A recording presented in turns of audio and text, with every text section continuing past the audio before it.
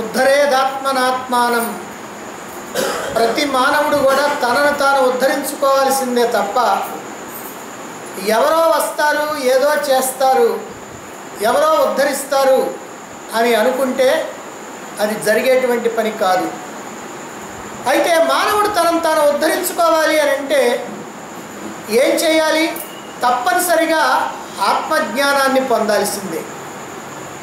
ఆత్మజ్ఞానాన్ని పొందకుండా మానవుడు తనను తాను ఉద్ధరించుకోవటం అనేటువంటిది జరిగే పని కాదు. ఆత్మజ్ఞానాన్ని పొందటమే కాకుండా తీవ్రమైనటువంటి సాధన కూడా చేస్తూ ఉండాలి. నేను కోరికలతో అతలాకుతలమయ్యేటువంటి దేహాన్ని కాదని, ఏ కోరిక లేనటువంటి, ఏ దుఃఖాలు లేనటువంటి, ఏ అలజడులు లేనటువంటి, ఏ బాధలు భయాలు లేకుండా ఉన్నటువంటి నిత్యమైన, శుద్ధమైన, అఖండమైన, ఏకరసమైన, ఆనంద స్వరూపమైనటువంటి ఆత్మను, బ్రహ్మాన్ని అని అనుభవపూర్వకంగా తెలుస్తుంది. ఇలా ఆత్మజ్ఞానాన్ని పొంది సాధనలు చేస్తే, విచారణ చేస్తే దానితో సమస్తమైనటువంటి దుఃఖాలు కూడా సంపూర్ణంగా తొలగిపోతాయి. మళ్ళీ ఈ దుఃఖాలంటూ మళ్ళీ వచ్చే ప్రసక్తే లేదు. ఎందుకనంటే ఒక్కసారి నేను దేహాన్ని కాదు, నేను ఆత్మను అనేటువంటి నిశ్చయం కలిగిన తర్వాత, అనుభూతి కలిగిన తర్వాత మళ్ళీ నేను దేహాన్ని అనేటువంటి భ్రమ ఇక అతడికి కలగదు. ఎందుకు అనంటే బృహదారణ్యకోపనిషత్తులో చెప్పినటువంటి ఉపమానాన్ని మనం గుర్తు చేసుకోవాలి. పాలల్లో అంతవరకు కలిసిపోయి కంటికి కనపడకుండా ఉన్నటువంటి వెన్న పాలని కాచి చల్లార్చి తోడు వేసి ఆ తర్వాత పెరుగుని కనుక చిలికితే ముద్దగా వస్తుంది. ఆ ముద్దని మళ్ళీ పాలల్లో కనుక కలిపితే కలుస్తుందా? కలవనే కలవదు. అదే ప్రకారంగా పాలలో నుంచి కంటికి కనిపించినటువంటి వెన్నని బయటికి తీసినట్టుగా ఈ దేహంలో నుంచి మన కంటికి ఇంద్రియాలకి గోచరంగా ఉన్నటువంటి ఆత్మను మనం గనక తెలుసుకున్నట్లయితే, వేరు చేసినట్లయితే, ఆ ఆత్మ నేనేనని గ్రహించినట్లయితే మళ్ళీ నేను దేహాన్ని అనేటువంటి భ్రమ పడవలసినటువంటి అవసరం లేదు. ఆ భ్రమ లేదు కనుక దుఃఖాలు, బాధలు, భయాలు ఇవి కూడా లేవు. కాబట్టి మనం తప్పనిసరిగా ఆత్మజ్ఞానాన్ని పొందాలి, ఆత్మవిచారణ చెయ్యాలి, సాధనలు చెయ్యాలి, మన యొక్క స్వస్థితిలో నిలవాలి. మానవుడైనటువంటి ప్రతివాడు కూడా ఇందుకోసమే ప్రయత్నించాలి. ఇందుకోసం ప్రయత్నించాల్సినటువంటి మానవుడు ఎందుకోసమో ప్రయత్నిస్తూ ఉంటాడు ఈ లోకంలోకి వచ్చిన తర్వాత. కాబట్టి ఈ అల్పమైనటువంటి, నీచమైనటువంటి, నికృష్టమైనటువంటి, అనిత్యమైనటువంటి సుఖాల కోసం, భోగాల కోసం మనం మన యొక్క అమృతమయమైనటువంటి మన యొక్క స్వస్థితిని మనం మర్చిపోయి ఈ దుఃఖభాజనమైనటువంటి జీవభావంలో ఇలాగా ఉండటం అనేటువంటిది ఏమాత్రం కూడా సమంజసమైనటువంటిది కాదు. మన యొక్క జీవితాన్ని ఇలా వ్యర్థం చేసుకోకూడదు. అయితే మనం ఏం చేయాలి దీనికోసం? ఎందుకనంటే ఆత్మజ్ఞానాన్ని పొందాలి అని తెలుసుకున్నాం. ఆత్మజ్ఞానాన్ని కనుక పొందాలి అని అంటే ఆత్మజ్ఞానం ఎక్కడుంటుంది? ఉపనిషత్తులు, భగవద్గీత. అంటే ఉపనిషత్తుల్ని, భగవద్గీతని తెలుసుకోకుండా నీకు ఆత్మజ్ఞానం రాదు. ఎన్ని పూజలు చేసినా, సహస్రనామాలు జపించినా, అష్టోత్తరాలు చేసినా, యజ్ఞయాగాదులు చేసినా, ఏమి చేసినప్పటికీ కూడా ఈ ఆత్మజ్ఞానం ఈ ఉపనిషత్తుల ద్వారా, భగవద్గీత ద్వారా తెలుసుకోవాల్సిందే తప్ప మరొక రకంగా సాధ్యమయ్యేటువంటి పని కాదు. మరి ఈ జ్ఞానాన్ని అందుకున్న తర్వాత ఈ జ్ఞానం మనకు అనుభవంలోకి రావాలంటే మనం ఏం చేయాలి? ఇది అనుభవంలోకి రావాలంటే తప్పనిసరిగా ఆత్మవిచారణ చేయాలి. అంటే అనేకమైనటువంటి సాధనలు చేయాలి. ఆ సాధనలన్నీ దేనికంటే ఆత్మవిచారణ చేసేటువంటి శక్తిని కలగటానికి. కాబట్టి జపం కానీ, ధ్యానం కానీ, మిగిలినటువంటి సాధనలు కానీ అన్నీ కూడా దేనికనంటే ఈ ఆత్మవిచారణ చేసేటువంటి ఆ అర్హత నీకు రావటం కోసం, ఆ స్థితి నీకు కలగటం కోసం ఇవన్నీ కావాలి. ఆ స్థితి కలిగిన తర్వాత నువ్వు ఆత్మవిచారణ చేయవలసిందే. మరైతే ఈ ఆత్మవిచారణ చెయ్యాలి అని తెలిసిన తర్వాత ఈ ఆత్మవిచారణని ఎలా చెయ్యాలండి అనేటువంటి ఒక సందేహం మనకు కలుగుతుంది. ఆత్మవిచారణ అనేటువంటిది ఎలా చెయ్యాలి? నిజంగా మనం కనుక జాగ్రత్తగా ఆలోచిస్తే ఈ లోకంలో ప్రతి వ్యక్తి కూడా శాశ్వతమైనటువంటి ఆనందాన్నే కోరుకుంటున్నాడు తప్ప ఏదో కొద్దిసేపు ఉండేటువంటి ఆనందాన్ని కోరుకోవట్లా. ఏమండి నేను అట్లా అనుకోలేదండి, ఆనందం కావాలనుకున్నాను కానీ ఎంతసేపు ఉండేది నేను అనుకోలేదండి అని అనొచ్చు మీరు. కానీ మీ ఉద్దేశం ఏమిటో చక్కగా అవగాహన చేసుకోండి. మీరు ఆనందం కావాలనుకుంటున్నారు, ఆ తర్వాత దుఃఖం కూడా కావాలనుకుంటున్నారా? ఆహా, దుఃఖం వద్దు అంటే ఆనందం కనుక కొద్దిసేపు ఉంటే తర్వాత ఏమొస్తుంది? దుఃఖం వస్తుంది. అందువల్ల నీకు కావాల్సింది ఏమిటంటే ఎల్లప్పుడూ ఉండేటువంటి ఆనందమే కావాలి. మరి ఎల్లప్పుడూ ఉండేటువంటి ఆనందం అనేటువంటిది ఎలా వస్తుందండి? అస్సలు దుఃఖం అనేది రాకుండా పరిపూర్ణమైనటువంటి అఖండమైనటువంటి అనంతమైనటువంటి ఆ ఆనందం, శాశ్వతమైనటువంటి ఆనందం ఎలా వస్తుంది, ఎక్కడ దొరుకుతుంది? ఈ విషయం కనుక తెలిస్తే మేము వెళ్ళి వెతుక్కుంటామండి, కొనుక్కుంటామండి, ఏదో తంటాలు పడతామండి, అది ఎక్కడుంటుందో చెప్పండి అని అడుగుతారు ఏమీ తెలియనటువంటి వాళ్ళు. అయితే నిజంగా ఆనందం ఎక్కడుందంటే నీలోనే ఉంది. నీవే ఆ ఆనంద స్వరూపానివి. నీలో ఆనందం ఉన్నదని తెలియక ఎక్కడెక్కడో వెతకటానికి ప్రయత్నం చేస్తున్నాం. ఎందుకనంటే మన యథార్థ స్వరూపం మనకి తెలియకపోవటం వల్ల, నేను జీవుణ్ణి అని అనుకోవటం వల్ల, నేను దుఃఖ స్వరూపాన్ని అని అనుకోవటం వల్ల, నాకు ఆనందం కావాలి అని అనుకోవటం వల్ల ఆ ఆనందం నాకు ఎక్కడ దొరుకుద్దా అని నేను వెతుకుతూ ఉన్నాను. అంటే ఆనందం కోసం మనం బయట వెతుకుతూ ఉన్నాం. దీనికి కారణం మనము ఆనంద స్వరూపమని, ఆనందం మనలోనే ఉన్నదని తెలియకపోవటం వల్ల. కాబట్టి నీ స్వరూపమే ఆనందం, అదే ఆత్మ. ఆ ఆత్మే పరిపూర్ణమైనటువంటి అఖండమైనటువంటి ఆనందం. మరి నీవు ఆత్మవేగా, ఇప్పుడు ఆత్మనే తెలుసుకుంటున్నావు కదా, ఎప్పుడూ అనుకుంటున్నావు కదా ఆత్మనని, మరి ఆనందం రావట్లేదేమండి? ఆత్మ ఆనంద స్వరూపం అయితే, నేను ఆత్మనైతే మరి నాకు ఆనందం రావాలి కదా, ఆనందం ఉండాలి కదా. మరి ఏదో కొద్దిసేపు వస్తుంది, కొద్దిసేపటికి పోతుంది. ఎందుకని ఇలా జరుగుతూ ఉంది?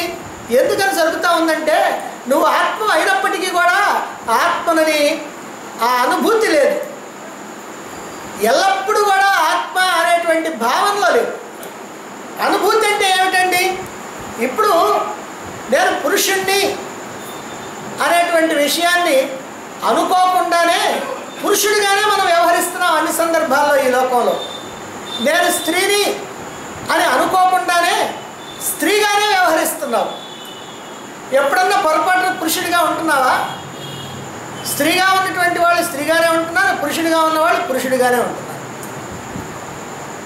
ఒకవేళ నాటకంలో పురుషుడు కనుక స్త్రీ వేషం వేస్తే స్త్రీలాగానే నడుస్తూ ఉన్నా, స్త్రీలాగానే హావభావాలు ప్రదర్శిస్తూ ఉన్నా, చూచేటువంటి వాళ్ళందరూ కూడా ఈమె స్త్రీ అని అనుకున్నా, ఆ వదిలేటువంటి మాటలు కానీ డైలాగులు కానీ అన్నీ కూడా ఆ స్త్రీకి సంబంధించినటువంటివే వచ్చినా, కానీ లోపల మాత్రం అతనికి ఏ భావం ఉంటుంది? నేను పురుషుడిని అనే భావనే ఉంటుంది. యథార్థంగా నేను పురుషుడిని అనే భావనే ఉంటుంది, స్త్రీగా నటిస్తున్నాను అని అనుకుంటున్నాడు. ఇప్పుడు మన పరిస్థితి ఏమిటంటే మనం కూడా యథార్థంగా ఆత్మే అయినప్పటికీ కూడా మనం జీవుడిగా ఉంటున్నాం. ఆత్మని అసలు గుర్తే ఉంటల్లా. నువ్వు జీవుడిగా ఉండొచ్చు ఎప్పుడంటే నువ్వు లోపల మాత్రం ఆత్మను అనేటువంటి దృఢ నిశ్చయం ఉంటే పైన మాత్రం నటించవచ్చు, జీవుడిగా నటించవచ్చు. ఎక్కడ నాటకంలో కానీ స్త్రీగా నటించినట్టుగా. కానీ మనం ఏం చేస్తున్నామంటే నటించడంలో జీవిస్తున్నాం.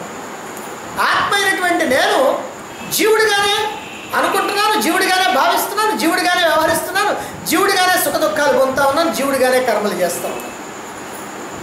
ఇక్కడ వచ్చింది తేడా అంతా. కాబట్టి ఆత్మని అయినప్పటికీ కూడా నేను ఆత్మ అనేటువంటి విషయం ఏమాత్రం తెలియకుండా జీవుడిగా ఉండటం వల్ల ఈ సుఖ దుఃఖాలన్నీ కూడా పొందుతూ ఉన్నానే కానీ ఆ అనంతమైనటువంటి అఖండమైనటువంటి ఆనందాన్ని నేను పొందలేకపోతూ ఉన్నాను. కాబట్టి నేను కనుక అలాంటి ఆనందాన్ని పొందాలి అని అంటే ఏం చేయాలి? నేను జీవుణ్ణి అనేటువంటి విషయం మర్చిపోవాలి. నేను ఆత్మని అనేటువంటి విషయం ఎల్లప్పుడూ నీకు గుర్తుండాలి. ఎలా గుర్తుండాలి? నువ్వు బాగా గాఢ నిద్రలో ఉన్నప్పుడుగా నిన్ను తట్టి కనుక లేపి నువ్వు పురుషుడివా స్త్రీవా అంటే ఎట్లయితే పురుషుడు నేను పురుషుడిని, స్త్రీ నేను స్త్రీని అని చెప్తుందో అదేవిధంగా నేను ఆత్మని అనేటువంటి విషయం ఎల్లప్పుడూ కూడా ఎవరు అడగకుండానే నీకు అలా ఆ స్వభావంగా ఉండిపోవాలి, నీ స్వరూపంగా ఉండిపోవాలి, నీ అనుభూతిగా ఉండిపోవాలి. అదిగో అప్పుడు నీకు ఆ అనంతమైనటువంటి అఖండమైనటువంటి ఆనందం వస్తుంది. అందువల్ల ఈ దేహంతో తాదాత్మ్యం చెంది ఈ దేహంతో బాగా కలగలిసిపోయి మనం చెప్పుకున్నాం పాకంలాగా కలిసిపోయి నేను ఈ దేహాన్నే అని అనుకుంటా ఉన్నప్పుడు, అలా వ్యవహరిస్తూ ఉన్నప్పుడు ఇక ఆనందం ఎక్కడి నుంచి వస్తుంది? కాబట్టి నీవు ఆత్మగా ఉండాలి. నేను దేహాన్ని కాదు, నేను ఆత్మని అని అలా విచారణ చేస్తూ చేస్తూ చేస్తూ చేస్తూ చేస్తూ చేస్తూ అలా ఆత్మగా ఉండిపోవాలి. ఎట్లయితే కీటకం భ్రమరాన్ని తలుస్తూ తలుస్తూ తలుస్తూ తలుస్తూ భ్రమరమైపోతుందో భ్రమర కీటక న్యాయాన్ని అనుసరించి, అలాగనే మనం కూడా నిజంగా మనం ఆత్మే గనక ఏదో మనం కానిదాన్ని మనం అనుకోవట్లా, మనం అయిన దాన్నే మనం అనుకుంటున్నాం, మనం కానిదాన్ని తోసేస్తున్నాం, అయిన దాన్ని అనుకుంటున్నాం. అందుకని జీవుణ్ణి కాదని ఆత్మని ఇలా భావించి భావించి భావించి మనం ఆత్మగా మారాలి. ఈ భావించటమే ఆత్మవిచారణ. కాబట్టి ఆత్మవిచారణ అంటే ఏమిటండి అని అంటే, నేను దేహాన్ని కాదు, ఇంద్రియాలు కాదు, మనస్సు కాదు, బుద్ధి కాదు, నేను ఆత్మని అనేటువంటి భావన నిరంతరము కూడా చేస్తూ ఉండటమే ఆత్మవిచారణ. కాబట్టి ఇది ఆత్మవిచారణ అంటే. కనుక మరి ఏం చెయ్యాలండి మనము? దీనికి రమణ మహర్షి ఒక క్రమమైనటువంటి పద్ధతిలో కొన్ని మాటలు చెప్పారు. నేను ఎవరిని ఈ ప్రశ్న వేసుకో, నువ్వు ఆత్మవిచారణలోకి వెళ్ళిపోతావు. నేను ఎవరిని అని ప్రశ్న వేసుకుంటే నువ్వు ఆత్మవిచారణలోకి వెళ్ళిపోతావు. విచారణ అంతా బాగా దీర్ఘంగా సాగిన తర్వాత నేనెవరిని అనే ప్రశ్న కనుక వస్తే ఏ విచారణ లేకుండా ఆత్మగా ఉంటాం. ఇదొక అద్భుతమైనటువంటి సాధనా మార్గం. అందుకనే నేను ఎవరిని అని ప్రశ్న వేసుకోమంటున్నారు. జ్ఞాన విచారణ చేయమంటున్నారు. ఏమని చేయాలి? సప్తధాతువులతో కూడినటువంటి, సప్తధాతువులు అంటే చర్మం, మాంసం, రక్తం, ఎముకలు, నరాలు, మూత్రాశయాలు, కిడ్నీస్, ప్రేవులు, ఇంటెస్టైన్స్, వీటన్నిటితో కూడినటువంటి ఈ స్థూల దేహము నేను కాదు. ఇదంతా చిదర వ్యవహారం. అవేవే ఇది నేను కాదు. ఇది మొట్టమొదటి. మరైతే శబ్ద, స్పర్శ, రూప, రస, గంధ అనేటువంటి 5 విషయాలు ఈ ప్రపంచంలో ఉన్నాయి. ఆ 5 విషయాల్ని గ్రహించడానికి నా దగ్గర చెవి, చర్మం, కన్ను, నాలుక, ముక్కు అనేటువంటి 5 జ్ఞానేంద్రియాలు ఉన్నాయి. ఈ జ్ఞానేంద్రియాలు ఏవి కూడా నేను కాదు. ఇక మూడవది, మాట్లాడటం, నడవటం, పట్టుకోవటం, మల విసర్జన చేయటం, ఆనందాన్ని పొందటం అనేటువంటి 5 పనులు చేసేటువంటి వాక్కు, పాదాలు, చేతులు, పాయువు, ఉపస్థ అంటే జననేంద్రియాలు అనేటువంటి ఈ 5 కూడా నేను కాదు. ఇప్పటిదాకా మనం ఏం చేస్తున్నామంటే నావి నావి అంటూ నేను నేను అనేటువంటి దాంట్లో కలిసిపోతా ఉన్నాం. ఇప్పుడు ఏం చేయాలంటే నేను కాదు, ఆ వాటికి నాకు సంబంధం లేదు, అవి వేరు నేను వేరు అనేటువంటి భావన ఉండాలి. నా ఇల్లు అన్నప్పుడు ఆ ఇంటికంటే వేరుగా నువ్వు లేవు. నా బుక్ అన్నప్పుడు బుక్ కంటే వేరుగా నువ్వు లేవు. నా భార్య అన్నప్పుడు భార్య కంటే వేరుగా నువ్వు లేవు. నా బిడ్డ అన్నప్పుడు బిడ్డ కంటే వేరుగా నువ్వు లేవు. మరి నా చెయ్యి, నా కాలు, నా శరీరము, నా మనస్సు, నా బుద్ధి అన్నప్పుడు మరి వాటికంటే నువ్వు వేరుగా ఉండాలి కదా. ఆ వేరుగా ఉన్నటువంటి నువ్వెవరో తెలుసుకోవటమే ఆత్మవిచారణ. అందువల్ల మొదటిది దేహం, ఈ సప్తధాతువులతో కూడుకున్నటువంటి దేహం నేను కాదు. రెండవది ఇదిగో ఈ ప్రపంచంలో ఉన్నటువంటి 5 విషయాలు ఏవైతే ఉన్నాయో అదిగో వాటిని తెలుసుకున్నటువంటి 5 ఇంద్రియాలు, జ్ఞానేంద్రియాలు నేను కాదు. 5 రకాలైనటువంటి పనులు చేస్తున్నటువంటి కర్మేంద్రియాలు ఏవైతే ఉన్నాయో అవి నేను కాదు. సరే ఇంకేమిటయ్యా నువ్వు? ఇంకా ఏం అనుకోవటానికి వీలుంది, ఏం పొరపాటు పడటానికి వీలుంది? ప్రాణ, అపాన, వ్యాన, సమాన, ఉదాన అనేటువంటి 5 ప్రాణాలు ఉన్నాయి. ఇదిగో ఈ 5 ప్రాణాలు నేను కాదు. మరి అన్ని విషయాల్ని, అన్ని వృత్తుల్ని వదిలేసి కేవలం విషయవాసనలతో కూడి ఉండేటువంటి అజ్ఞానం నేను కాదు. కాబట్టి ఇక్కడ అజ్ఞానం కూడా నేను కాదు. మరి ఇంకా నువ్వు ఏవి కాదు? ప్రాణాలు కాదు, ఇంద్రియాలు కాదు, దేహం కాదు. మరి ఇంకా ఇదిగో నేను మనస్సుని కూడా కాను. జ్ఞానేంద్రియాల ద్వారా విషయాలను సేకరించి కర్మేంద్రియాల ద్వారా పనులు చేయించేటువంటి మనస్సు నేను కాదు. మనస్సుకు సూచనలు ఇచ్చేటువంటి బుద్ధిని నేను కాదు. ఇవన్నీ నేను కాదు, నేను కాదు, నేను కాదు అని ఎలా అనుకోవాలంటే నేతి నేతి నేతి నేతి. ఇది నేతి నేతి ఏమిటండి? ఈ నెయ్యి ఏంటండి మధ్యలోనంటే నా ఇతి నా ఇతి, ఇది కాదు ఇది కాదు ఇది కాదు, ఇలా ఇది కాదు ఇది కాదు ఇది కాదు ఇది కాదని కానీ అన్నీ తీసేయాలి. ఎందుకంటే ఇది చెప్పారంటే నువ్వు దేన్ని చూసి భ్రమపడుతున్నావో అవి నేను కాదని గట్టిగా నువ్వు నిర్ణయానికి రావాలి. మనకి ఎక్కడొచ్చింది ఈ అజ్ఞానం అని అంటే ఆత్మేమో ఎట్టుంటుందో మనకు కనపడుతుందా, మనకి తెలియదు. ఎట్ట తెలుసుకోవాలన్నా కుదరదు. మనం తెలుసుకోవాల్సినటువంటి అవసరం లేకపోయినా బాగా తెలుస్తూ ఉన్నాయి ఇవన్నీ. ఈ ఇంద్రియాలు కానీ, మనస్సు కానీ, బుద్ధి కానీ, దేహం కానీ ఇవన్నీ కూడా కంటికి కనపడతా ఇంద్రియాలకు అందుతా తెలుస్తూ ఉంది. అందుకని తెలుస్తూ ఉన్నటువంటివి ఏమి కూడా నేను కాదు నేను కాదని తీసేస్తే ఇక ఇవన్నీ కాకపోతే తెలియని ఏదుందో అదే నేను అనేటువంటి భావన మనకు రావటానికి వీలుగా నేతి నేతి నేతి అని అంటూ ఇదిగో ఇది కాదు ఇది కాదు ఇది కాదని తీసేసి మరి ఇప్పుడేం చేయాలండి? ఇవన్నీ తీసేసి కనుక చూస్తే ప్రత్యేకంగా నిలిచేటువంటి ఎరుక ఏదైతే ఉందో ఇవన్నీ కాకుండా ఉంటే ఏ ఎరుకైతే ఉన్నదో అదిగో అదే నేను, అదే సచ్చిదానంద స్వరూపము అనేటువంటి భావనలో ఉండాలి. కాబట్టి ఎక్కడున్నాను నేను? నేను ఎక్కడో లేదు. నేను అనే ఈ దేహంలోనే, ఈ ఇంద్రియాల్లోనే, ఈ మనస్సు బుద్ధిలోనే, వీటన్నిటికీ వెనక ఇక్కడే ఉన్నాను. ఎలా ఉన్నాను? అసంగంగా, అంటే ఏమాత్రం సంఘభావం అటాచ్మెంట్ లేకుండా, అటాచ్మెంట్ ఉన్నట్టుగా భ్రమగొలుపుతూ, అన్నిట్లో కలగలిసిపోయినట్టుగా భ్రమగొలుపుతూ, సూక్ష్మాతి సూక్ష్మై సర్వవ్యాపకమై స్వయం ప్రకాశమై అదిగో అలా ఉన్నా నేను అని ఇలా కానిదేదో వాటిని తోసేస్తూ అయినదేదో దాన్ని పట్టుకుంటూ ఇదిగో ఈ ప్రకారంగా మనం విచారణ సాగించాలి. అంతేకాదు మరి ఆ తర్వాత కూడా దీన్ని గట్టి చేసుకోవటం కోసమని ఇదైతే మన మామూలుగా అర్థమయ్యేది. ఇది కాంది, ఇది ఏదైతే ఉందో అది నేను. అయితే ఆ నేనుని ఇంకో రకంగా కూడా ఎట్లా చూడొచ్చు అంటే మనకి 3 అవస్థలు ఉన్నాయి. జాగ్రత్త అవస్థ, స్వప్నావస్థ, సుషుప్తి అవస్థ అని. జాగ్రత్త అవస్థలో శరీరం పనిచేస్తూ ఉంటుంది. ఇప్పుడు మన శరీరాన్ని పని చేయబెట్టాక ఇంటి దగ్గర నుంచి మీరు ఇక్కడికి వచ్చింది. అలాగనే శరీరాలు పనిచేస్తేనే కూర్చుంటుంది, నిలబడుతుంది. ఇంద్రియాలు పనిచేస్తేనే కదా వింటా ఉంది, చెబుతూ ఉంది. కాబట్టి ఇవన్నీ కూడా శరీరాలన్నీ కూడా, శరీరం కానీ ఇంద్రియాలు కానీ ఇవన్నీ కూడా పనిచేస్తూ ఉన్నాయి. మనసు పనిచేస్తూ ఉంది, ప్రాణాలు పనిచేస్తూ ఉన్నాయి. దీన్ని జాగ్రత్త అవస్థ అన్నారు. జాగ్రత్త అవస్థ లేదు, ఇవన్నీ పనిచేస్తూ ఉంటే జాగ్రత్త అవస్థ. మరైతే నేనున్నానా? ఇవన్నీ పనిచేస్తూ ఉన్నప్పుడు నేనున్నానా? ఏమనండి అనుమానం అంటారా ఎవరన్నా? అనవు.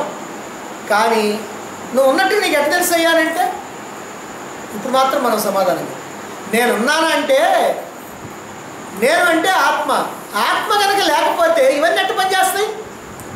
కాబట్టి ఇవన్నీ పనిచేస్తున్నాయి అని అంటే నేనున్నాను అంటే జాగ్రత్త అవస్థలో నేనున్నాను. సరే పానీండి, జాగ్రత్త అవస్థ అయిపోయింది. రాత్రి 10 గంటలకు అయితే భోజనం చేసి టీవీలు చూసి అన్నీ అయిపోయిన తర్వాత కట్టేసి పడుకొని నిద్రపోతాం. ఇప్పుడు స్వప్నావస్థ ఒక కల వచ్చింది. ఈ స్వప్నావస్థలో శరీరము ఏమైంది? స్మృతి విహీనం. అంటే స్మృతి విహీనం అంటే దానికి ఏం స్మృతి లేదు, అలా పడిపోయింది. దాన్ని కదిలించినా కూడా కదిలిస్తేనే కదులుతుంది కానీ దానికి మాత్రం కదలదు. అంటే దానికి ఏమి తెలియదు అసలు. ఇక అంటే శరీరం లేనట్టు. మరి మనస్సు ఉందా అండి? మనస్సు మాత్రం ఉంది. ఎందుకని ఉంటుందని అంటే శరీరమేమో బాగా పనిచేసి అలిసిపోద్ది. పగలల్లో పనిచేసి శరీరం అలిసిపోద్ది. అందుకని హాయిగా శరీరం పడిపోద్ది. మనసుండే అంత శ్రమ లేదు, దీనికి చేస్తూ ఉంటుంది కానీ ఇంకా తొందరగా అలిసిపోదు. అందుకని శరీరం అలసిపోయిన తర్వాత కాసేపు ఒక నాటకం ఆడుకుంటానంటే ఏమిటా నాటకం అని అంటే అదిగో ఒక కళని, ఓ స్వప్న ప్రపంచాన్ని సృష్టించి ఆ స్వప్న ప్రపంచంలో తిరగటానికి చాలామందిని సృష్టించి చాలా వస్తువుల్ని సృష్టించి ఓ ప్రపంచాన్నే సృష్టించి ఆ ప్రపంచంలో చూసి అనుభవాలు పొందడానికి అదిగో నీ ప్రతినిధిని కూడా సృష్టించుకొని కాసేపు కథ నడుపుద్ది అనమాట. ఇదంతా నడపాలంటే నేను ఉండాలా ఉండక్కర్లేదా? మరి మనసుకి వెనక నేను ఉంటేనేగా ఇదంతా. కాబట్టి అప్పుడు నేనున్నా. సరేనండి, స్వప్నావస్థ అయిపోయింది. సుషుప్తి, శరీరం పనిచేయటల్లా, మనసు పనిచేయటల్లా, బుద్ధి పనిచేయటల్లా, వస్తువులేవి లేవు, ప్రపంచం లేదు, అనుభవాలు లేవు, అసలు ఏమీ లేకుండా ఉన్నాం కదా. మరి అప్పుడు నేనున్నానా? ఇది మాత్రం అనుమానమేనండి అని అంటాం. ఎందుకనంటే ఉన్నామో లేదో మనకి ఎట్ట తెలుస్తుందని. కానీ అప్పుడు మనం ఉన్నామో లేమో మనకి తెలియాలంటే ఎలా తెలుస్తుందని అంటే నిద్ర లేచిన తర్వాత ఏమయ్యా రాత్రి ఎట్లా నిద్ర పట్టిందని అంటే అబ్బా ముందేదేదో కళ్ళు వచ్చినాయండి, పీడ కళ్ళు వచ్చినాయి, అవి వచ్చినాయి గందరగోళం. తర్వాత మాత్రం అండి హాయిగా నిద్రపోయాను. నువ్వు హాయిగా నిద్రపోయిన సంగతి నీకు ఎట్లా తెలుసు? అప్పుడు నువ్వు లేవుగా, మనసు లేదుగా, బుద్ధి లేదుగా. మరి ఏమీ లేకపోతే అప్పుడు నీకు ఎట్లా తెలుసు హాయిగా నిద్రపోయినట్టు? అంటే అప్పుడు హాయిగా నిద్రపోయినటువంటి విషయాన్ని, ఏమీ లేకపోయినటువంటి విషయాన్ని అప్పుడు చూసినటువంటి వాడు ఒకడున్నాడు. వాడు నీకు చెబితే తెలిసింది. ఎవరది? అదే ఆత్మ. అంటే అప్పుడు నేనున్నాను. అంటే జాగ్రత్త అవస్థలో నేనున్నాను, స్వప్నావస్థలో నేనున్నాను, సుషుప్తిలో నేనున్నాను. కాబట్టి నేను ఎలాంటి వాడిని? ఇప్పుడు ఏదన్నా జరుగుతూ ఉంటే వాటికి కావాల్సిన శక్తిని ఇస్తూ ఉంటా. ఏదైనా మనసు ఊహించుకుంటా ఉంటే దానికి కావాల్సిన శక్తిని ఇస్తూ ఉంటా. అసలు అన్నీ చప్పగా పడిపోతే అన్నీ పడిపోయినండి, ఏమీ లేవన్న సంగతి తెలుసుకుంటా. కాబట్టి నాకు అన్నీ తెలుసు. ఇప్పుడు మీరు ఇక్కడ కూర్చున్నారనుకోండి, మీరందరూ ఎంతమంది ఉన్నారు అనేటువంటి విషయాన్ని నేను సుమారుగా లెక్క పెట్టి ఇదిగోనంటే ఓ 30 మంది ఉన్నారు, 35 మంది ఉన్నారు నేను లెక్క చెప్తా. అంటే మిమ్మల్ని అందరినీ చూసి నేను లెక్క చెప్తున్నాను. ఇప్పుడు అందరూ ఇక్కడ ఒక్కసారి మొత్తం బయటకు వెళ్ళారనుకోండి, ఏదో బయట ఏదో తిరణాలు వచ్చింది, లేకపోతే ఏదైనా ఊరేగింపు వచ్చింది, చూద్దాం లేదు, అందరూ వెళ్ళారు. ఎవరు లేరు, నేను ఒక్కడే ఉన్నాను. ఇప్పుడు కూడా నాకేం తెలుసు అంటే ఇప్పుడు కూడా నేను ఉన్నాను కదా, అందుకని నాకేం తెలుసు అండి ఇక్కడ ఎవరు లేరు అన్న సంగతి తెలుసు. ఇక్కడ మీరందరూ ఉంటే ఉన్నారన్న సంగతి నాకు తెలుసు. ఇక్కడ మీరు ఎవరు లేకపోతే మీరు లేరన్న సంగతి తెలుసు. మీరు ఉన్నారన్న సంగతి నాకు తెలిసింది కదా, మీరు లేరన్న సంగతి నాకు ఎట్లా తెలిసింది? నేను ఉండబట్టి. అదే ప్రకారంగా నీకు ఏ అనుభవాలన్నా ఉంటే ఆ అనుభవాలు ఉన్నాయన్న సంగతి సాక్షిగా చూసేటువంటిది ఆత్మ. ఏ అనుభవాలు లేకపోతే ఏ అనుభవాలు లేవని చెప్పేది ఆత్మే. అందువల్ల అప్పుడు ఉంది, ఇప్పుడు ఉంది. కనుక ఎప్పుడు కూడా ఉండేటువంటి కేవల సాక్షి ఇదిగో నీ స్వరూపం, అది ఆత్మ. కల్పితమైనటువంటి సర్పాన్ని చూసినంతసేపు ఎలాగైతే మనం నిజమైనటువంటి తాడుని మనం చూడలేమో, అలాగే కల్పితమైనటువంటి ఈ జగత్తును చూస్తూ ఇందులో మనం వ్యవహరిస్తున్నంతకాలం నిజమైనటువంటి ఆత్మను కూడా మనం చూడలేము. ఎందుకంటే చెప్పలేకపోతున్నాం అంటే ఇదే వ్యవహారం. ఏమండి నువ్వు ఉన్నావా లేవా అంటే నువ్వు అని అంటే దేహం అనుకొని నేను లేక ఎక్కడికి పోయానంటావు. కానీ ఆత్మ అయినటువంటి నువ్వు ఉన్నావా లేవా అంటే ఇప్పుడు ఆలోచించాల్సి వస్తుంది. దేనికి ఇదంతా? ఎందుకనంటే మనం భ్రమలో ఉన్నాం, జగద్భ్రమలో ఉన్నాం. ఆ భ్రమలో పడిపోయి అసలు విషయాన్ని మర్చిపోతున్నాం. అందుకని ఎప్పుడైతే దాన్ని నువ్వు పాము పాము పాము అని అనుకున్నావో, ఆ పాము పాము అని నువ్వు అనుకుంటున్నంతకాలం, భ్రమపడుతున్నంతకాలం, భయపడుతున్నంతకాలం అక్కడ తాడు నువ్వు తెలుసుకోలేవు. ఎప్పుడైతే అక్కడ పాము అనేటువంటిది లేదు, ఆ పాము అనేటువంటి దృష్టి పదంలో నుంచి తొలగిపోయిందో అప్పుడు వెంటనే నీకు అక్కడ ఉందేందో తెలుస్తుంది. అది తాడు అనేటువంటి విషయం తెలుస్తుంది. దానికి కారణం ఇందాక చీకటి, ఇప్పుడు వెలుగు. అలాగే మనలో కూడా అంతే. ఇందాక అజ్ఞానం, ఇప్పుడు జ్ఞానం. ఆ జ్ఞానంలో కనుక వచ్చినప్పుడు ఏమవుతుందంటే ఇప్పటివరకు కూడా నేను ఈ జగత్తు యొక్క భ్రమలో ఉండి నన్ను నేను తెలుసుకోలేకపోయాను, ఇప్పుడు జగద్భ్రమ కనుక పోతే నన్ను నేను తెలుసుకోగలుగుతాను అనేటువంటి ఒక నిర్ణయానికి మనం రావడం జరుగుతుంది. బాగానే ఉందండి, జగద్దృష్టి తొలగాలి. మరి జగద్దృష్టి ఎలా తొలగుతుందండి? ఇది పాము దృష్టి ఎలా తొలగుద్ది? వెలుగు వస్తే తొలుగుద్ది. అదైతే మనం టక్కుని చెప్పేస్తాం. మరి అయితే ఈ జగద్దృష్టి ఎలా తొలుగుద్ది? జగద్దృష్టి ఎలా తొలుగుద్ది అంటే అసలు జగత్తును సృష్టించింది ఎవరో తెలుసుకుంటే అప్పుడు తెలుస్తుంది. జగత్తును ఎవరు సృష్టించారు? మనసే సృష్టించింది. ఈ జగత్తుని మనసు సృష్టించింది. మనం అనుకుంటాం భగవంతుడు సృష్టించాడండి అని. అయితే చూడండి, ఇప్పుడు ఈ జగత్తు ఉంది కదా, ఇప్పుడు ఈ జగత్తును మనం చూస్తున్నాం కదా. జగత్ అంటే ఇప్పుడు కంటికి కనిపించే మొత్తాన్ని మనం చూస్తున్నాం కదా. ఇప్పుడు చూస్తున్నాం, బాగానే ఉంది. రాత్రి నిద్రపోయాం అనుకోండి, అప్పుడు కల వస్తే అక్కడ జగత్తును చూసాం, రైట్, బాగానే ఉంది. మరి గాఢ నిద్రలోకి పోతే ఈ జగత్తు లేదు, ఆ జగత్తు లేదు. అప్పుడుంది ఆ జగత్తు లేదు. ఇంతవరకు మనం ఒప్పుకుంటాం కదా.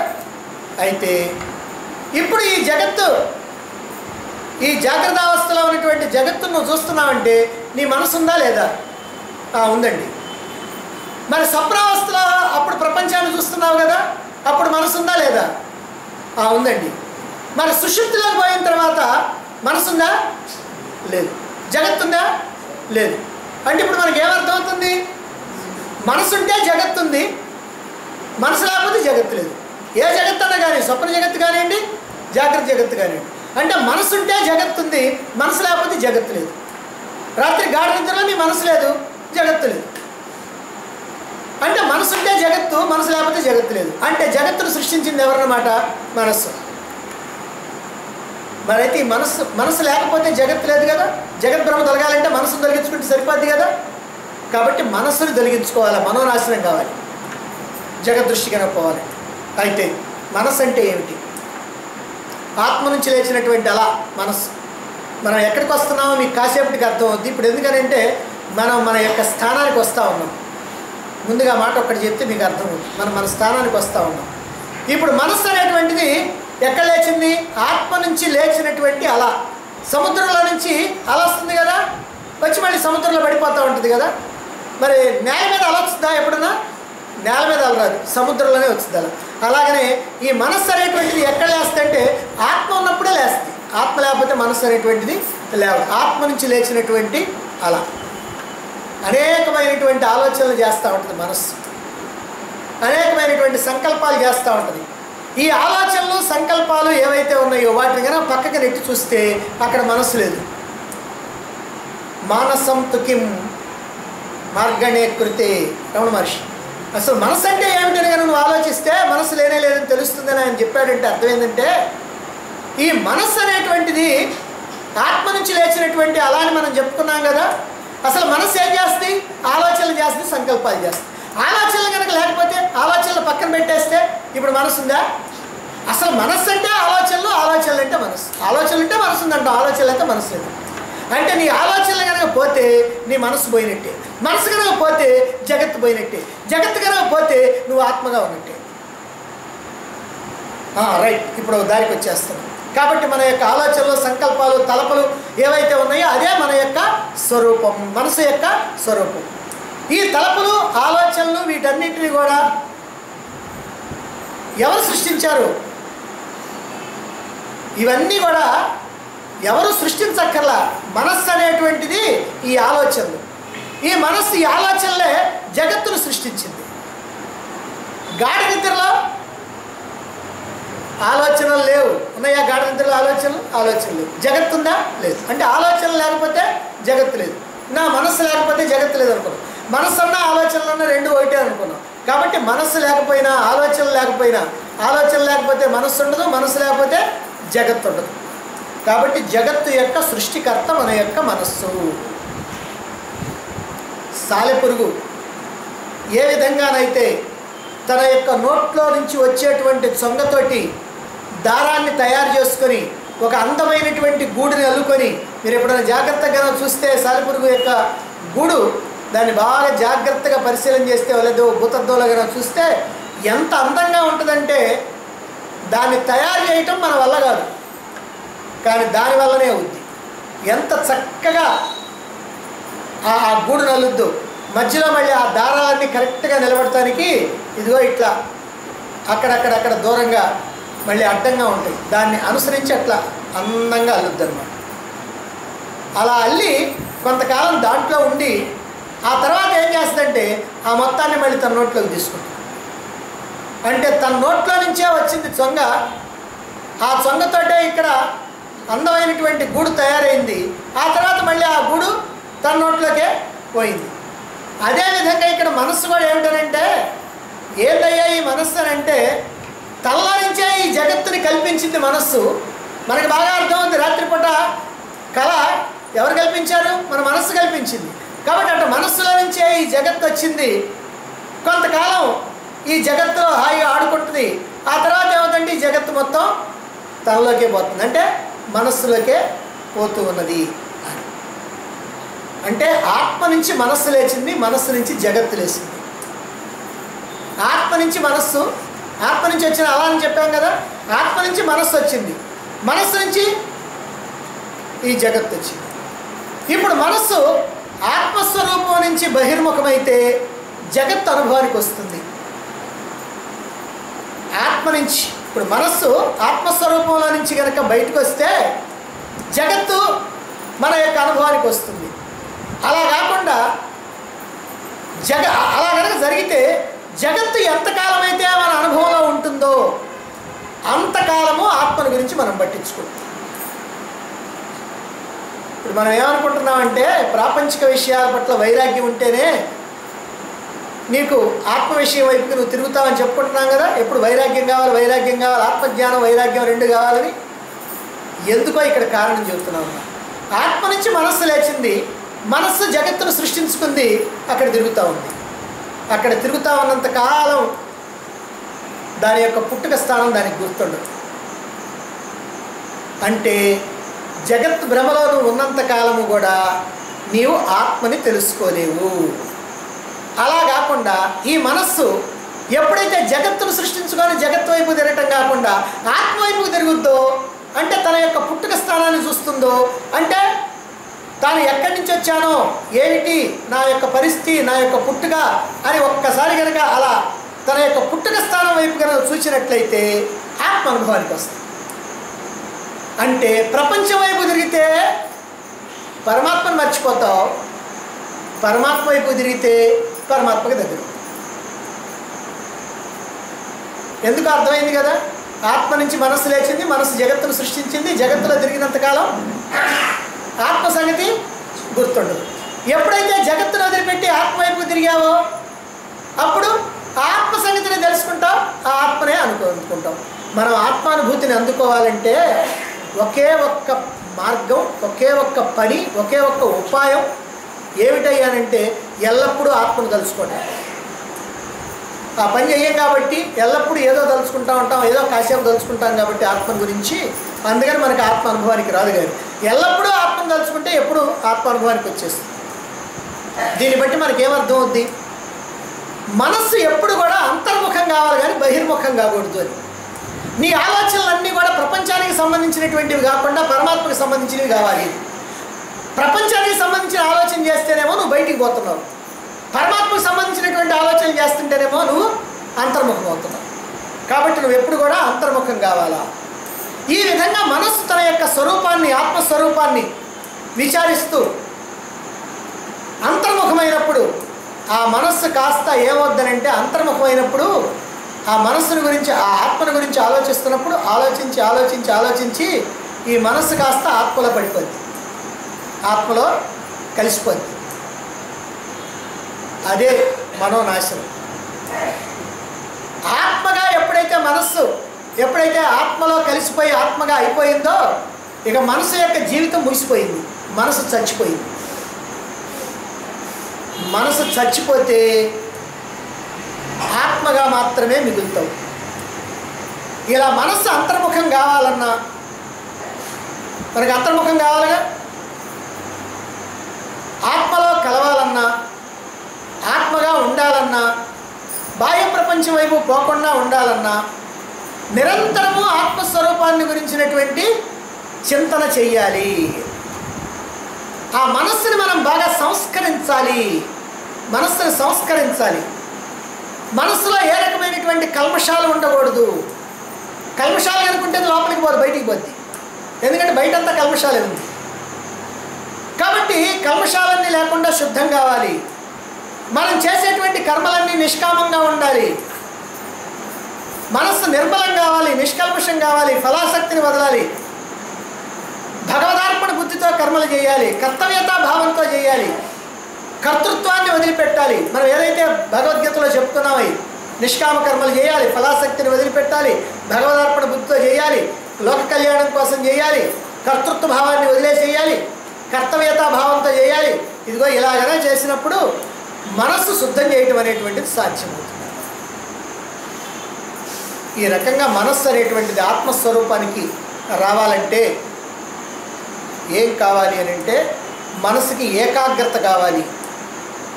ఒకటి ఏకాగ్రత కావాలి మనస్సు, రెండోది బుద్ధి సూక్ష్మత కావాలి. ఏకాగ్రత కావాలంటే ఏం చేయాలి? ఏకాగ్రత కావాలంటే జపధ్యానాలు చేయాలి. జపము ధ్యానము ఈ రెండు కూడా నీ యొక్క మనస్సుని ఏకాగ్రం చేస్తాయి. నిరంతర పరమాత్మ స్మరణ, జపం అంటే ఏంటి? పరమాత్మ స్మరణే. కాబట్టి నిరంతర పరమాత్మ స్మరణ ఏదైతే ఉందో అది నీ మనస్సుని శుద్ధం చేస్తుంది, మనస్సులో ఉన్నటువంటి కల్మషాలన్నింటినీ కొట్టేస్తుంది. ఆ తర్వాత నీ స్వరూపం ఏదో నువ్వు విచారణ చేయాలి, అంటే ఆత్మ విచారణ చేయాలి. వేదాంత శాస్త్రాల్లో చెప్పబడినటువంటి విషయాలు ఏవైతే ఉన్నాయో అవన్నీ కూడా బాగా బుద్ధికి ఎక్కాలి. అవి కనుక ఎక్కాలంటే ఒక సద్గురువుని ఆశ్రయించాలి, శాస్త్ర శ్రవణం చేయాలి, మందం చేయాలి, నిధిధ్యాసం చేయాలి. ఇది మళ్ళీ మామూలుగా మనకు ఉన్నటువంటిది. అంటే ఎప్పుడూ కూడా ఆత్మ యొక్క స్వరూపము ఎటువంటిదో ధ్యానపూరితమైనటువంటి మనసుతో విచారణ సాగించాలి, ధ్యానమగ్నమైనటువంటి మనసుతో ఆత్మచింతన సాగించాలి. ఇలా ఆత్మ విచారణ, ఆత్మచింతన అనేటువంటిది నిరంతరం కూడా చెయ్యాలి. ఇలా మనస్సుని నిష్కామ కర్మలతో శుద్ధం చేసుకోవాలి, నిరంతర నామస్మరణతో ఏకాగ్రత పరచాలి, శ్రవణమన్న నిధిధ్యాసనతో విషయాలు గ్రహిస్తూ అంతర్ముఖంగా అయి ఆత్మవిచారణ చేయాలి. ఈ మూడు మనం గుర్తుపెట్టుకోవాలి. మళ్ళీ చెప్తున్నాను, ఒకటి నిష్కామ కర్మ, దాంతో మనస్సు శుద్ధమవుద్ది. మరి శుద్ధమైతే చాలు, ఏకాగ్రం కావాలి. అందుకని జపధ్యానాలు, ఒకటి నిష్కామ కర్మ, రెండు జపధ్యానాలు, అలాగనే భగవత్ స్మరణ, నిరంతర స్మరణ ఏ రూపంలో అయినా. మూడోది శ్రవణమన్న నిధిధ్యాసనలు చేసి ఆత్మజ్ఞానాన్ని పొంది ఆ ఆత్మజ్ఞానాన్ని నిరంతరం కూడా విచారణ చేస్తూ ఉండాలి. ఇది మూడు. ఈ రకంగా ఈ మూడు రకాలైనటువంటి సాధన ఎవరైతే చేస్తారో అటువంటి వాళ్ళు మోక్షాన్ని అందుకోవటం ఖాయం. చెయ్యలేకపోతే మనం చెప్పలేం, కానీ చెయ్యగలిగితే, చేయడానికి కావాల్సినటువంటి అర్హతలన్నీ కనుక పొందినట్లయితే. మనం సాధారణంగా నేను అనేటువంటి పదాన్ని వాడతాం కదా, ప్రతిరోజు ఎన్నిసార్లు వాడతామో తెలియదు. దేన్ని చూసి నేనని వాడుతున్నాం అంటే దేహాన్ని చూసి నేనని వాడుతున్నాం, లేకపోతే మనసును చూసి నేనని వాడుతున్నాం. మనకు తెలుసు ఈ శరీరమే నేనని, మనస్సే నేనని. అందుకని ఈ శరీరము మనస్సు వీటిని పట్టుకొని మనం వాడుతున్నాం ఈ పదాలు. మీరు ఇప్పుడు ఎక్కడి నుంచి వచ్చారండి అన్నాం అనుకోండి, ఏమంటారు? ఇంటి దగ్గర నుంచి వచ్చామండి. ఎక్కడికి వచ్చారు? ఇదిగో ఇక్కడికి వచ్చాము. రైట్. ఎక్కడి నుంచి వచ్చారు? ఇంటి దగ్గర నుంచి వచ్చాము. ఎక్కడికి వచ్చారు? ఇక్కడికి వచ్చారు. మరి అయితే ఇక్కడికి వచ్చిన సంగతి ఎవరు తెలుసుకున్నారు? నేనే తెలుసుకున్నాను. తెలుసుకుంది ఎవరు? వచ్చింది ఎవరు? నేనే వచ్చాను, నేనే తెలుసుకున్నాను. అంటే వచ్చిందేమో దేహం, తెలుసుకుందేమో మనసు. కాబట్టి దేహము నేనే అనుకుంటున్నాను కాబట్టి నేనే వచ్చానంటున్నాం. తెలుసుకుందేమనంటే నేనే తెలుసుకున్నాను, ఎందుకంటే మనసు కూడా నేనే కాబట్టి అనుకుంటున్నాను. ఈ ప్రకారంగా ఈ నేను అనేటువంటి పదం చాలా ఇంపార్టెంట్ అయినటువంటి పదం. ఎందుకంటే ఈ నేను ఎందుకు ఇంపార్టెంట్ అని అంటే, ఈ నేను ఎక్కడ ఉన్నదో నువ్వు కనుక, ఎక్కడ పుడుతుందో కనుక నువ్వు తెలుసుకున్నట్లయితే చాలు, నువ్వు ఆత్మ అయిపోతావు. కాబట్టి ఈ నేను అనేటువంటి ఎక్కడ పుడుతుంది? నేను అనేటువంటిది ఈ ప్రపంచంలో ఎక్కడి నుంచి అని పుట్టుద్దా? ఆహా, మొత్తం మీద ఇక్కడ పుట్టాలి. ఎక్కడ అంటే నేను అన్నప్పుడు నీ చెయ్యి ఎక్కడికి పోద్దు చూడండి. నేను అన్నప్పుడు ఇక్కడికి పోద్ది. అంటే రెండు స్తనముల మధ్య పొట్టకి పై భాగాన ఉన్నటువంటి కొంచెం కుడి భాగాన ఉన్నటువంటి స్థానం ఉంటుంది, నేను అని అంటాం. అంటే ఖచ్చితంగా అది మన స్థానం. నేను అనేటువంటి దాని యొక్క నేను అనేటువంటి పుట్టిన స్థానం. పుట్టింది అని అన్నామంటే అంటే మనసు పుట్టిందనమాట. ఆ మనసును నేనే అనుకొని నేను నేను అని అంటున్నాం. కానీ ఆ మనసు ఎక్కడ పుట్టింది? ఆత్మలాగా పుట్టింది. కాబట్టి నువ్వు ఆత్మను కనుక ఐడెంటిఫై చేయాలంటే, గుర్తించాలంటే, నువ్వు ఆత్మను కనుక తెలుసుకోవాలంటే, కాబట్టి నువ్వు ఎక్కడ చూడాలా? బయట ఎక్కడ చూస్తే ఏమైనా ప్రయోజనం ఉందా? కాబట్టి ఇక్కడ చూడాలి. ఇక్కడ చూడాలి అంటే ఏమంటే తలకాయ వంచి నేను బాగా గట్టిగా వంచి మెడకాయ ఎర్రగొట్టి ఏమైనా చూడాలంటే అట్ట చూడొద్దు. నీ భావన మాత్రం ఇక్కడ చూడాలి. నేను అనేది ఎక్కడ పుడుతున్నది అనేటువంటిది చూడాలి. అంటే ఈ నేను పుట్టేది ఆత్మలోనే నిన్న చెప్పుకున్నాం కదా. అంటే మరి ఇప్పుడు నేనంటే ఇక్కడ అని నువ్వు చూపిస్తున్నావు కదా. చూపిస్తున్నావు అంటే మరి నువ్వు మనసే అనుకున్నావు అనుకో, ఈ మనసు పుట్టేది ఆత్మలో కదా. అంటే అప్పుడు ఆత్మ ఎక్కడున్నట్టు? ఎక్కడున్నట్టు. అంటే ఆత్మ ఎక్కడుందయ్యా అంటే ఇక్కడ ఉన్నట్టు. అందుకనే భగవద్గీతలో కానీ ఇతర గ్రంథాల్లో కానీ అనేక సందర్భాల్లో అనేక చోట్ల ఏం చెబుతున్నారు అని అంటే, భగవద్గీతలో ఎన్ని సందర్భాలు చెప్పారు? అహమాత్మ గుడాకేశ సర్వభూతాశే స్థిత ఈశ్వర సర్వభూతానాం హృదయసేర్జన తిష్టతి. అదిగో ఇక్కడ హృదయ స్థానంలో ఉన్నాము అని. నిజంగా పరమాత్మ హృదయ స్థానంలో ఉన్నాడా? పరమాత్మ హృదయ స్థానంలో ఉంటే మిగిలిన స్థానాల్లో లేడా? మళ్ళీ వెంటనే సందేహం వచ్చింది. ఎందుకంటే మనం ఏం తెలుసుకున్నామంటే పరమాత్మ సర్వవ్యాపి. సర్వవ్యాపి అంటే దేహంలో కూడా సర్వవ్యాపేగా. మరి దేహంలో సర్వవ్యాపి కనుకైతే పరమాత్మ ఇక్కడే ఉన్నాడని ఎట్లా తెలుస్తుంది అంటే, మన యొక్క సాధన కోసం చెబుతున్నారు అన్నమాట. ఇక్కడ ఉన్నది నిజమే, ఇక్కడ ఉన్నది, ఇక్కడ లేదని మాత్రం అనడానికి వీల్లేదు. అయితే ఇక్కడ మాత్రమే ఉన్నది కాదు, అయితే మనం చూడాల్సింది మాత్రం ఇక్కడే. ఎవరంటే సాధకులు. ఇంతకుముందు మీకు అనేక సందర్భాల్లో చెప్పాము ఈ మాట. ఎందుకని ఇక్కడ చూడాలి అని అంటే, నువ్వు పరమాత్మని అందుకోవాలంటే తప్పనిసరిగా ఇక్కడ చూడాల్సిందే. మరైతే ఇక్కడ పరమాత్మ ఉన్నాడు అనేటువంటి విషయం నాకు రూఢి కావాలండి, నీకు పరమాత్మ ఇక్కడ ఉన్నాడు అనేటువంటి విషయం రూఢి కావాలి అని అంటే, మన మంత్రపుష్పంలో ఈ విషయాన్ని చక్కగా తెలుసుకుంటున్నాం.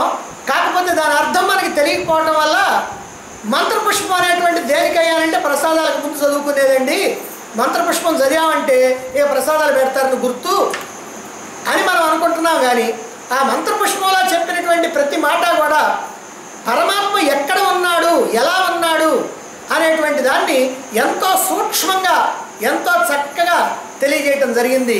మరి ఆ పరమాత్మ ఇక్కడే ఉన్నాడు అనేటువంటి విషయాన్ని రుజువు చేసేటువంటి ఆ మంత్రపుష్పం యొక్క మంత్రాల అర్థాన్ని మనం రేపు తెలుసుకుంటాం.